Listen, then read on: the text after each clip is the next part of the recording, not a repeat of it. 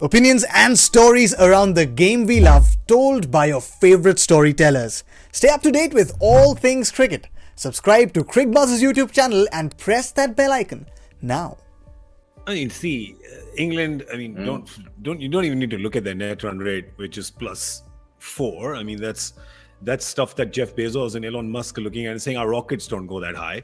And England is just easy with their 6 points, with the form that they're in. You know they're making it. So now there is an interesting battle for the second qualifying position out of this group, Michael. How do you see it? I mean, you're seeing those 4 teams below England. England was cut above. Whoever's the second, perhaps a distant second, even in terms of form. Who are you looking as the front runner out of the next 4 teams? Well, look at South Africa. You know, with the teams that they've got to play, that West Indies versus Australia game is going to be almost like a quarter final, you could argue. You know, one thing's for sure, England are finishing top. And now in the other group, Pakistan, look, they're going to finish top. Who's going to finish second in both groups? Because whoever finishes second in both groups have got the most almighty tough game in the semi-final against England and Pakistan. You know, at this minute, I still think Australia will win the games to get through.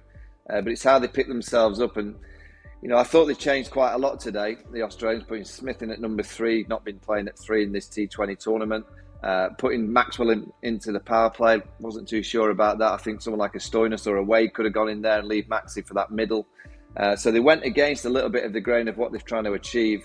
If they go back to what they were doing before this game, it's almost like they were playing England and they've overthought it and maybe strategized because they thought they had to do something different against this quality England side. I think if they go back to what they had been doing, the Aussies should have enough to win the games and get that second spot. But that game against the West Indies, because of that win, they're playing nowhere near the standard of what we all expect from the West Indies. But they are the kind of team that they could be late in terms of getting their form and getting their kind of rhythm. And all of a sudden they sneak into the semi-finals. And we've seen it in the last World Cup.